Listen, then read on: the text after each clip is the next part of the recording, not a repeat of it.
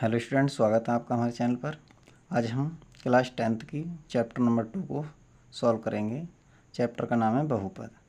तो इससे पहले यदि आप हमारे चैनल पर नए हैं तो चैनल को सब्सक्राइब भी कर लेना और बेल आइकन को प्रेस कर लेना, जिससे कि आने वाली क्लासों का नोटिफिकेशन आपको समय पर मिलता रहे। तो चलिए स्टार्ट करते हैं चैप्टर नंबर 2 को, बहुपद। तो बहुपद को सबसे पहले जानेंगे हम, बहुपद क्या होता है।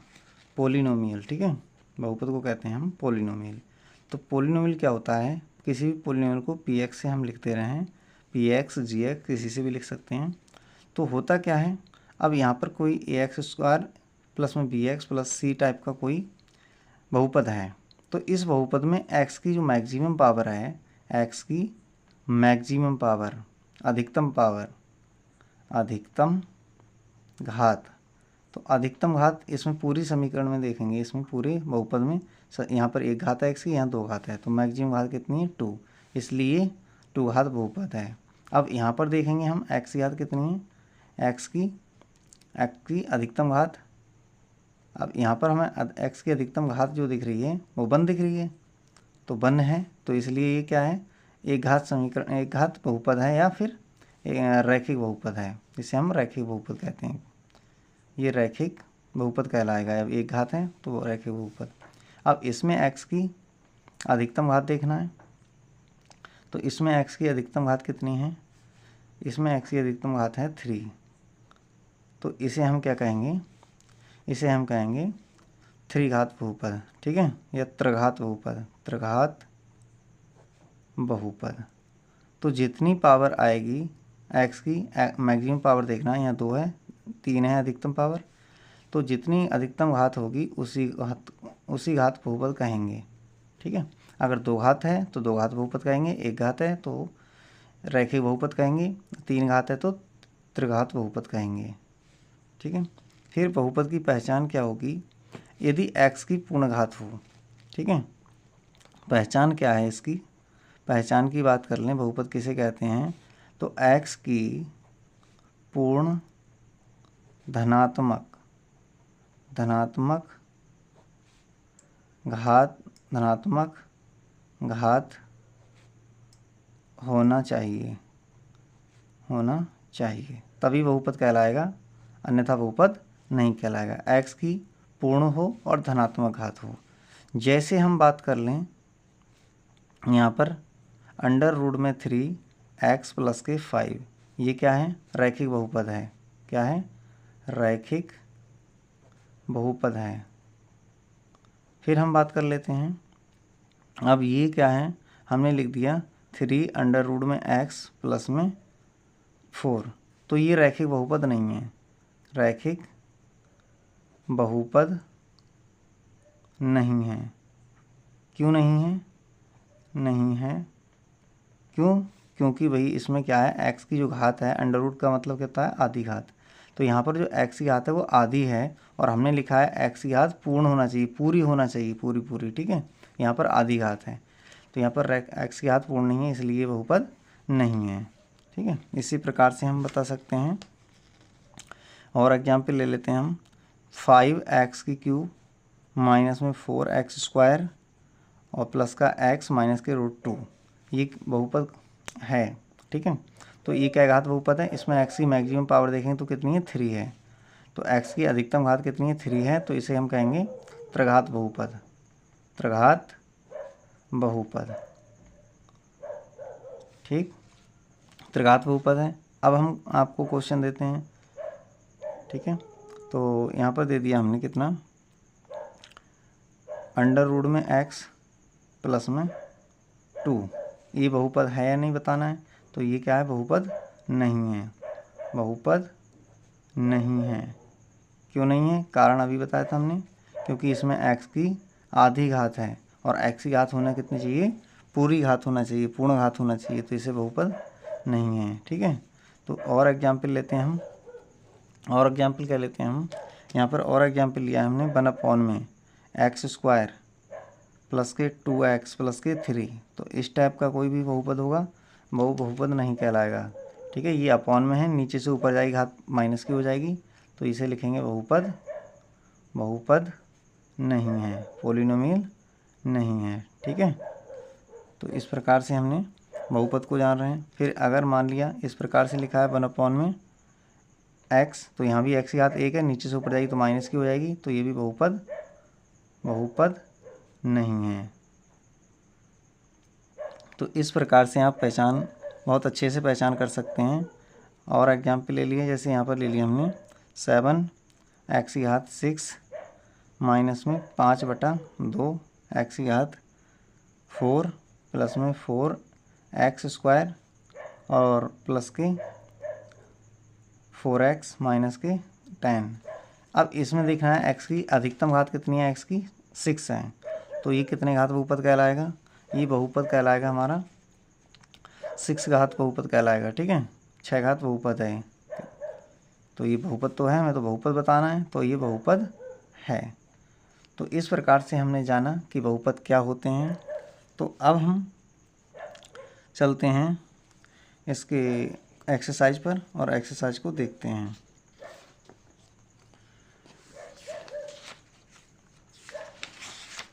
तो अब देखिए यहाँ पर क्या होगा, कोई समीकरण है, ठीक है, तो उसका हम क्या करेंगे, सलूशन बताएंगे। ठीक है, तो सलूशन क्या होता है, x को जितने बिंदुओं पर ये प्रतिच्छेद करता है कोई ग्राफ, तो उसका सलूशन कहलाता है। अब एक चीज़ यहाँ पर और बताते हैं हम, इसे कहते हैं हम, ये निर्देशांक अक्षें हैं, इसके लिए कहते हैं x अक्ष, और इसके लिए हम कहते हैं y अक्ष। इधर x डैक्स और इधर y डैक्स। अब कोई ग्राफ x अक्ष को जितने बिंदुओं पर प्रतिच्छेद करता है, कोई भी ग्राफ x अक्ष को जितने बिंदुओं पर काटता है वह उसका शून्य कहलाता है। ये होता है इसका ओरिजिन पॉइंट, मूल बिंदु। मान ली कोई ग्राफ इस प्रकार से है, इस प्रकार से जा रहा है, इस प्रकार से। अब ये x अक्ष को कई बिंदु पर काटा है, 2 बिंदुओं पर काटा है, तो ये 2 बिंदुओं पर काटा है, तो ये इसका शून्य कितना होगा, तो शून्य होगा इसका 2। ठीक है, अब यदि कोई ग्राफ है x अक्ष को 2-3 बिंदुओं पर काट दिया इस प्रकार से, तो ये x अक्ष है और ये y अक्ष है। तो एक तो यहाँ पर काटा है x अक्ष को, एक यहाँ पर काटा है x अक्ष को, और एक यहाँ पर काटा है x अक्ष को, तो 3 बिंदु से होकर जा रहा है, तो ये क्या होंगे, इसके शून्यकों की संख्या कितनी होगी, 3 हो जाएगी। इसके शून्य कितने होंगे, इसके शून्य जो हो जाएंगे, शून्य कहते हैं हलों को। ठीक है, शून्यकों की संख्या, तो शून्यकों की यहाँ संख्या जो है हो जाएगी 3। इस वाले की बात कर लें तो शून्यकों की संख्या कितनी आ जाएगी, शून्यकों की संख्या, तो इसके शून्य कितने हो जाएंगे, यहाँ से हो जाएंगे 2। ठीक है, तो इस प्रकार से कोई भी ग्राफ या वक्र x अक्ष को जितने बिंदुओं पर काटेगा तो उसके शून्य कहलाएंगे। एक अब और बना के दिखाते हैं। इस प्रकार से ये ओरिजिन है, ये x अक्ष है और ये y अक्ष है। अब कोई भी लाइन क्या है, इस x अक्ष को काटे ही ना, इस प्रकार से चली जाए, पैरेलल चली जाए, ठीक है, या फिर इस प्रकार से चली जाए, ठीक है, इस प्रकार से ग्राफ चला जाए, तो इसने तो x अक्ष को काटा ही नहीं है, तो इस प्रकार से इन्होंने काटा नहीं है, तो इनके लिए क्या कहेंगे, इनके शून्यकों की संख्या कितनी होगी, तो शून्यकों की संख्या इनकी क्या होगी, दोनों की शून्य होगी। ठीक है, नहीं इसमें कोई हल नहीं मिलेगा, इसमें कोई हल नहीं होगा, यानी शून्य क्या होंगे, इनके 0 होंगे। ठीक है, तो इस प्रकार से हमने ये जान लिया। अब चलिए प्रश्नावली को स्टार्ट कर लेते हैं। तो देखिएगा, प्रश्नावली को भी सॉल्व इसी प्रकार से कर लेते हैं हम। यहाँ पर कह रहा है कि किसी बहुपद px के लिए y बराबर px का ग्राफ नीचे आकृति में दर्शाए गए हैं। प्रत्येक स्थिति में px के शून्यकों की संख्या ज्ञात कीजिए।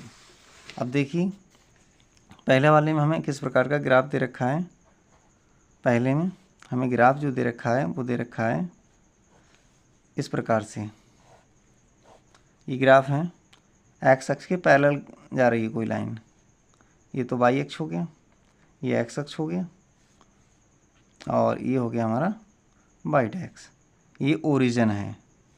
अब ये ओरिजिन है, तो अब देखिए इसने, ये लाइन है, कोई ग्राफ है, ठीक है, इसने x अक्ष को कहीं पर काटा ही नहीं, प्रतिच्छेद नहीं किया, तो इसमें शून्यकों की संख्या कितनी हो जाएगी, तो शून्यकों की संख्या यहाँ पर 0 हो जाएगी। ठीक है, तो यहाँ पर लिखेंगे हम, ठीक है, ग्राफ एक्स अक्ष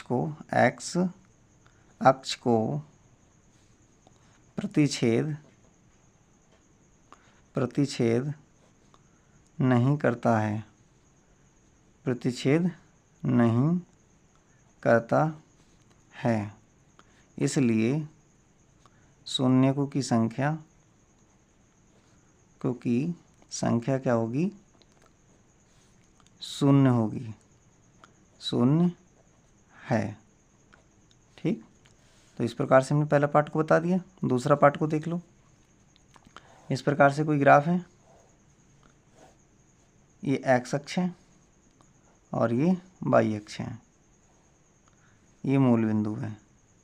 ठीक है, तो ग्राफ किस प्रकार से जा रहा है, इसमें ग्राफ इस प्रकार से जा रहा है, इस प्रकार से। अब देखिए यहाँ पर क्या है, इसने एक्स अक्ष को एक बिंदु पर काटा है केवल, तो लिखेंगे ग्राफ एक्स अक्ष को केवल एक बिंदु पर प्रतिच्छेद करता है, इसलिए शून्यकों की संख्या एक है। ठीक, तीसरे पार्ट में चलते हैं। तो तीसरा पार्ट क्या है, थर्ड पार्ट। तो थर्ड पार्ट का ग्राफ बना देते हैं हम इस प्रकार से। हम इसको ग्राफ बनाते हैं और ये 0 है, ये x है और ये x डैक्स, ये y है और ये y डैक्स। तो ग्राफ किस प्रकार से जा रहा है इसका ग्राफ इस प्रकार से जा रहा है। ठीक है, तो x अक्ष को इसने कितनी जगह काटा है, 1 और 2 जगह काटा है। ठीक है, तो लिखेंगे ग्राफ x अक्ष को दो बिंदुओं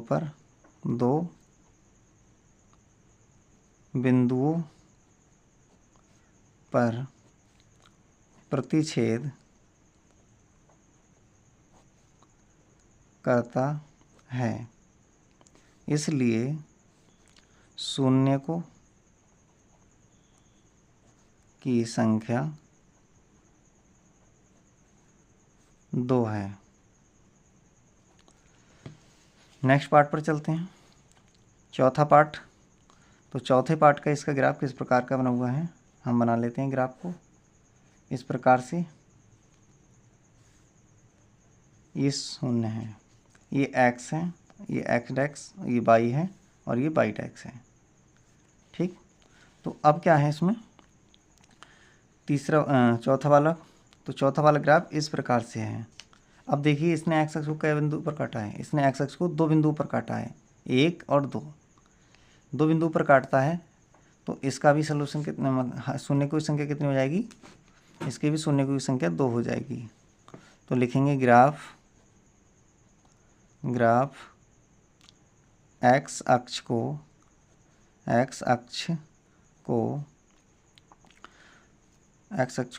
2 बिंदुओं पर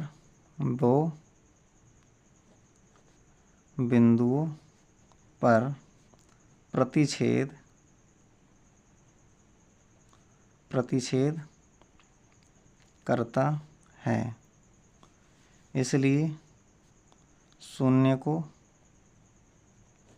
की संख्या 2 है। नेक्स्ट पर चलते हैं, नेक्स्ट को देखते हैं। इसका पांचवा ग्राफ क्या है। तो पांचवा ग्राफ इसका है, बना लेता हूँ मैं। ये x हो गया, ये x डैक्स हो गया, ये y हो गया और ये y डैक्स हो गया। अब देखिएगा किस प्रकार से ग्राफ बनाया है। इनका ग्राफ इस प्रकार से बनाया गया है।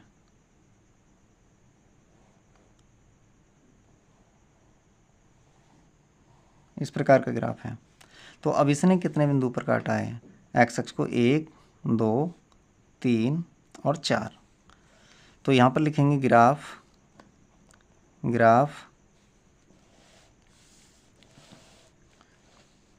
एक्स अक्ष को 4 बिंदुओं पर प्रतिच्छेद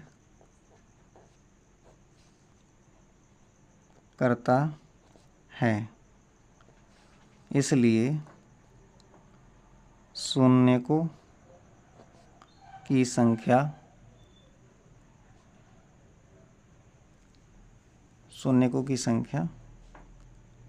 4 है।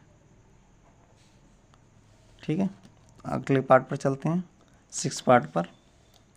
तो 6 पार्ट का ग्राफ किस प्रकार से है, इसको ही बना लेते हैं। ये 0 है, मतलब मूल बिंदु है। ठीक है, और ये x है तो ये x डैक्स, ये y है तो ये y डैक्स। अब इसका ग्राफ किस प्रकार से बनाया है, इसका ग्राफ इस प्रकार से बनाया है।